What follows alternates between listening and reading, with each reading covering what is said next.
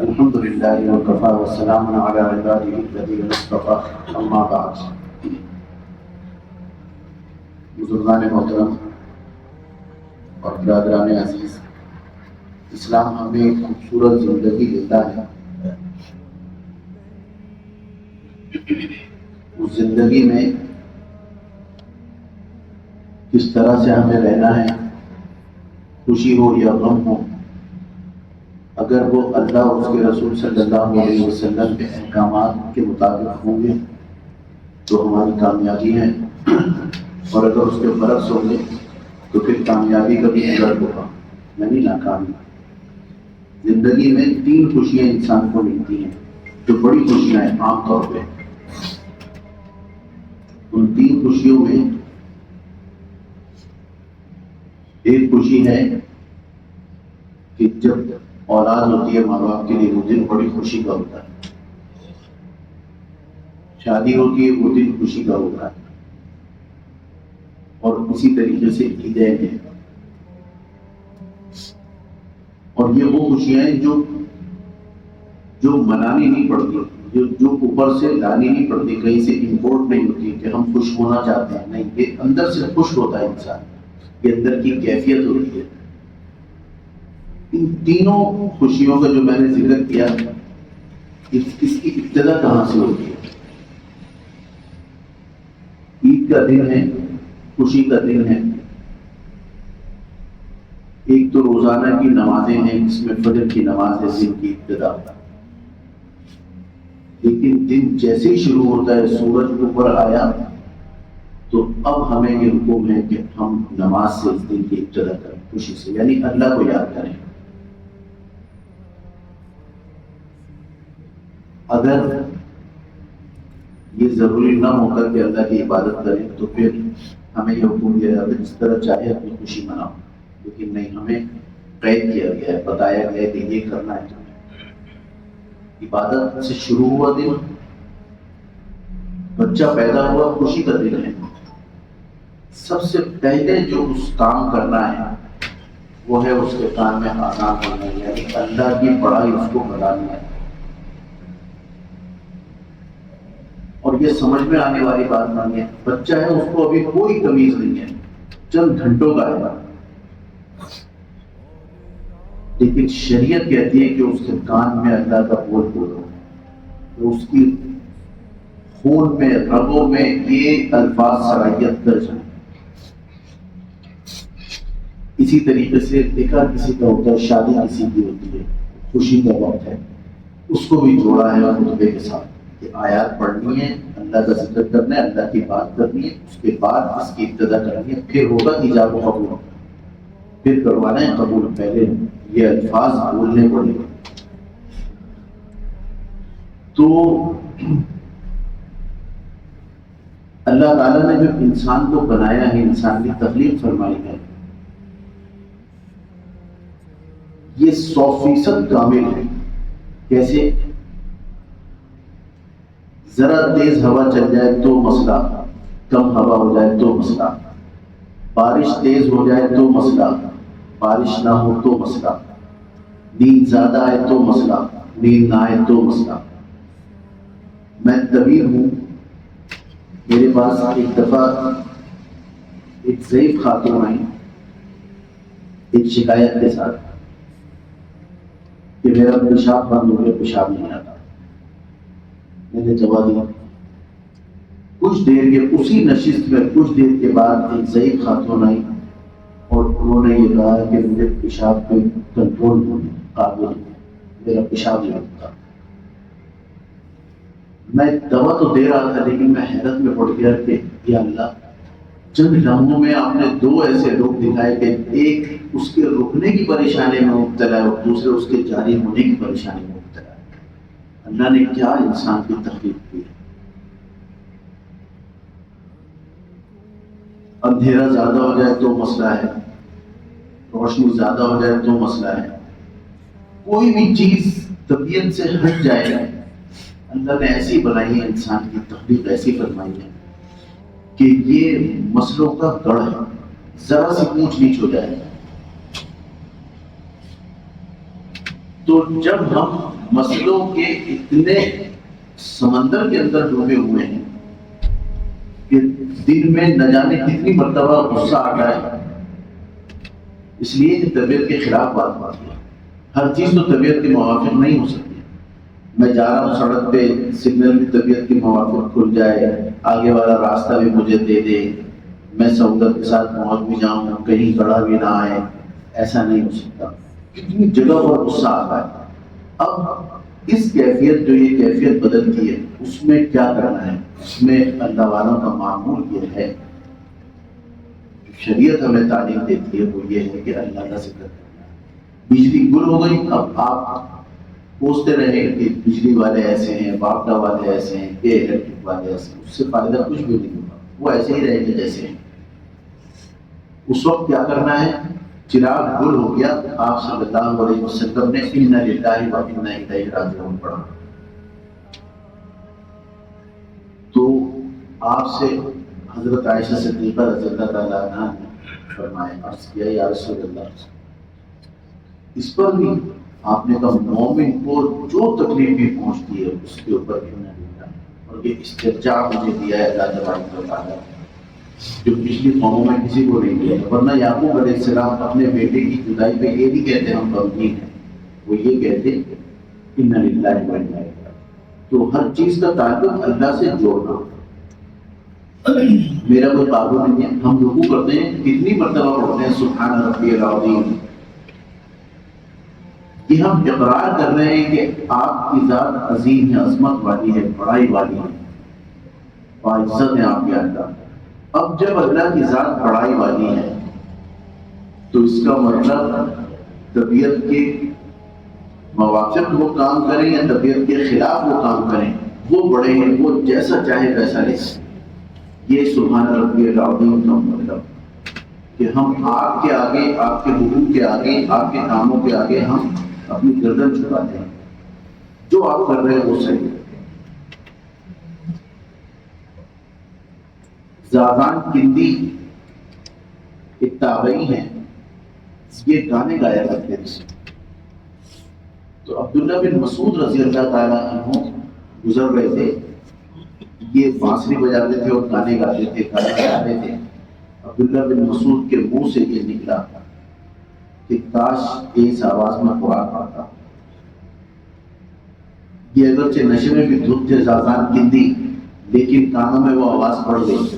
ذرا سا نشہ جب ختم ہوا تو پھر انہوں نے لوگوں سے پوچھا کہ وہ کون تھے جو مجھے یہ کہہ دے گئے. کہنے لگے وہ تم نہیں جانتے کون تھے کہ نہیں؟ کہنے لگے وہ صحابی رسول عبداللہ بن مسعود رضی اللہ تعالیٰ عنہ تھے. انہوں نے کہا زازان کندی نے کہا کہ ان سے ملنے کی کوئی سبیل ہے کہ ہاں وہ فلاں جگہ ہوتے ہیں، مسجد نبوی میں بیٹھتے ہیں. یہ گئے، ان سے ملے اور یہ کہا کہ میں آپ کے سامنے آپ کو گواہ بنا کے یہ بات کہہ رہا ہوں کہ یا اللہ آج کے بعد میں کبھی گانے نہیں گاؤں گا، میں قرآن پڑھتا ہوں. اس کے بعد سے قرآن پڑھنا شروع کیا اور پھر اللہ تبارک و تعالیٰ نے یہ مقام عطا فرمایا کہ جہاں پر اولیاء اللہ کا ذکر ہوتا ہے وہاں حضرت زازان کندی رحمۃ اللہ علیہ کا ذکر ہوتا ہے. کیونکہ ہمارا شرف نہیں ہے پڑھنے پڑھانے کا، علماء میں بیٹھنے کا، اللہ والوں سے تعلق نہیں ہے، تو ہمیں بہت سارے نام نئے معلوم ہوتے ہیں کہ اچھا یہ بھی تھے. 1,24,000 صحابہ اکرام تھے جب رسول اللہ صلی اللہ علیہ وسلم اس دنیا سے تشریف لے گئے. اور ہمیں میرے دوستوں ہمارے دین کا، اسلام کا ایمان ہمارے دین میں یہ حال ہے کہ ہمیں 30-35 صحابہ اکرام کے بعد آگے نام نہیں مانتے. وجہ یہ ہے کہ جس میں انٹرسٹ ہوتا ہے نا وہ کام کرتا ہے. ہمیں یہ پتا ہوتا ہے بچوں کا امتحان کب ہے، کب فارم داخل ہوں گے، کب اگر داخل نہ ہوئے تو لیٹ فیس لگ جائے گی. وہ سب ہمیں پتا ہوتا ہے کیونکہ انٹرسٹ ہے اس میں. تو میرے دوستوں اسی طرح دین میں انٹرسٹ پیدا کرنا ہے. یہ رمضان ہمیں ایک پیغام دے کے جا رہا ہے. یہ چلا گیا، رخصت ہو گیا. یہ باقی ماندہ 2-3 دن گزرے ہیں. اللہ تعالیٰ ہمیں توفیق دے دے کہ اس میں ہم کچھ بند سمجھ لیں، کچھ ایسے کام کر لیں، ایسی توبہ کر لیں جو اللہ کی بارگاہ میں مقبول ہو جائے. گزرنا میرے دوستوں جیسے گزرے ایسے گزر جائیں گے. مالک بن دینار رحمۃ اللہ علیہ کا نام آپ نے سنا ہوگا. مالک بن دینار کی زندگی بڑی فسق و فجور میں گزرتی ہے. یہ اللہ والے ہوئے. کسی نے ان سے پوچھا کہ آپ کیسے اس مقام پر پہنچے، تو انہوں نے اپنا واقعہ بتایا اپنی زبانی۔ فرماتے ہیں کہ میری زندگی تو بڑی فسق و فجور میں تھی، میں گناہوں میں ڈوبا ہوا تھا۔ میری ایک 4 سال کی بچی تھی، اس سے میں بہت پیار کرتا تھا، بہت خوبصورت تھا۔ میں صبح اٹھتا تو اس کو بوسہ دیتا، میں رات کو لیٹتا تو اس کو پیار کر کے دیکھتا۔ اس بچی کا انتقال ہو گیا۔ میں نے ایک رات جب عید شعبان کی 15ویں شب ہے، میں نے خواب میں دیکھا کہ میری موت واقع ہو گئی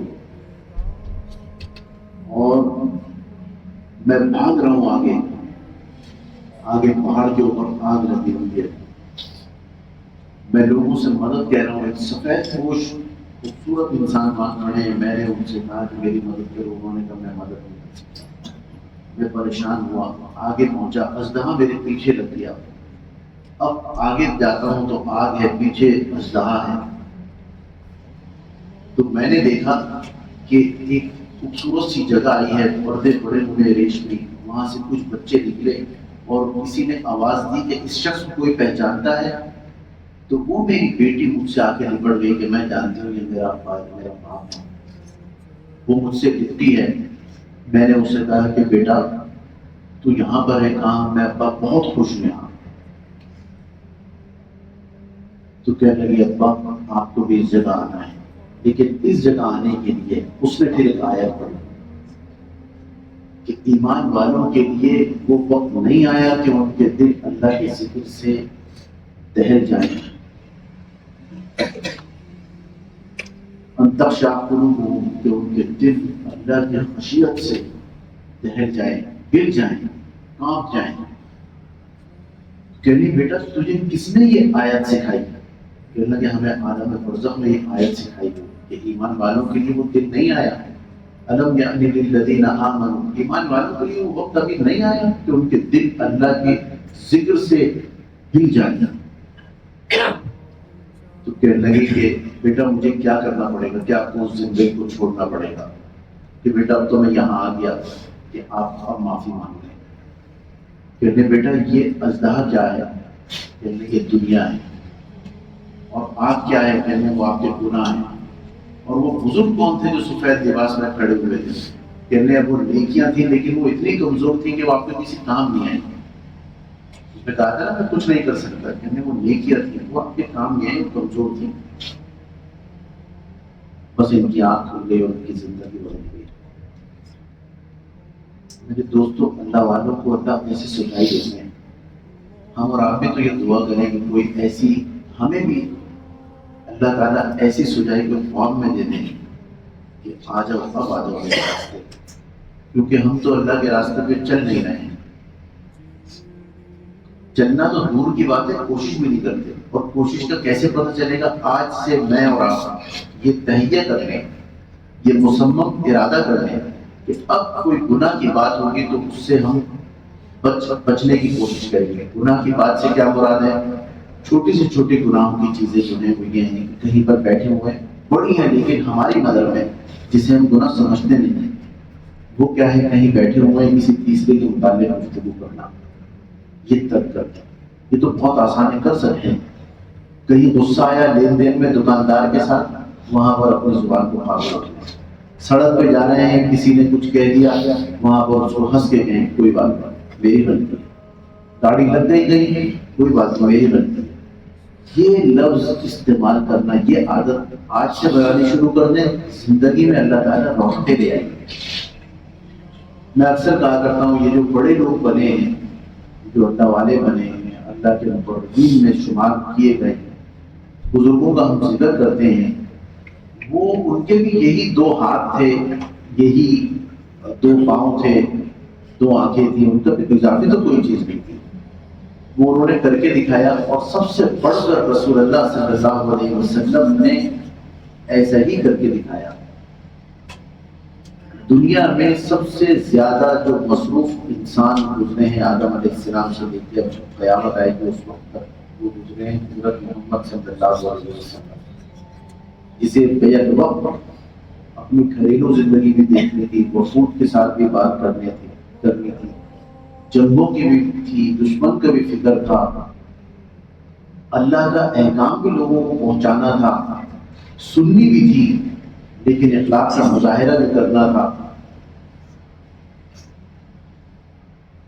ایک چھوٹے سے عرصے میں 22-23 سال میں لوگوں کو بدل دینا، اور بدلنا ایسے نہیں عقیدت صرف بدل دی۔ میں نے پہلے بھی غالباً یہاں ذکر کیا تھا کہ اگر ہماری کوئی بری عادت ہے اور ہم نے وہ ترک کر دی، اب اس کا اگر کوئی ذکر کرتا ہے تو دل میں نرم گوشہ پیدا ہوتا ہے۔ رسول اللہ صلی اللہ علیہ وسلم نے کیا تربیت فرمائی تھی کہ صحابہ اپنے خونی رشتوں کو خونی رشتہ نہیں سمجھتے تھے اگر وہ دین پر نیت ہو۔ ہماری نظر میں سب سے پہلے اللہ اور اس کے رسول کا حکم بس۔ اسی لیے تو جو بار بار کہی جاتی ہے بات کہ عمر رضی اللہ تعالیٰ عنہ نے کہا یا رسول اللہ آپ مجھے عزیز ہیں لیکن میری جان سے زیادہ نہیں۔ آپ رک گئے، پھر تھوڑی دیر کے بعد آپ نے پڑھا وہ بات بتائی کہ تم میں سے کوئی شخص اس وقت تک مومن نہیں ہو سکتا جب تک کہ میں اسے اس کی جان سے زیادہ بے عزیز نہ ہوں۔ لا يؤمن أحدكم حتى أكون أحب إليه من والده وولده والناس أجمعين ونفسه، جان سے بھی زیادہ عزیز نہ ہوگا۔ اب ہم اپنا جائزہ لیں کہ رسول اللہ صلی اللہ علیہ وسلم کے حکم کی کیا اہمیت ہے، آپ پر ہم کیا جانتے ہیں۔ ہم تو آپ کے حکموں کو پورا کرنے کے لیے بھی ہمیں سوچنا پڑتا ہے کہ کریں نہ کریں، نہ ہماری خوشیاں وہ ہیں نہ ہمارے غم وہ ہیں، نہ ہمارا چلنا ویسا ہے نہ ہماری عبادات ویسی ہیں، کچھ بھی ایسا نہیں ہے۔ تو محبت کے دعوے اس کا مطلب غلط ہے۔ آج ہم یہ تہیہ کریں کہ رسول اللہ صلی اللہ علیہ وسلم کے اسوہ کے مطابق زندگی گزارنے کی کوشش کریں۔ یہ کوشش کرنے کا مطلب یہ ہے کہ ارادہ دل میں کر لیا، اب اللہ تعالیٰ آگے آسانیاں فرما دیں۔ ہم چلنے کا، شیخ پینے کا ارادہ تو کریں، حوض کوثر سے منگا لی جائے گی،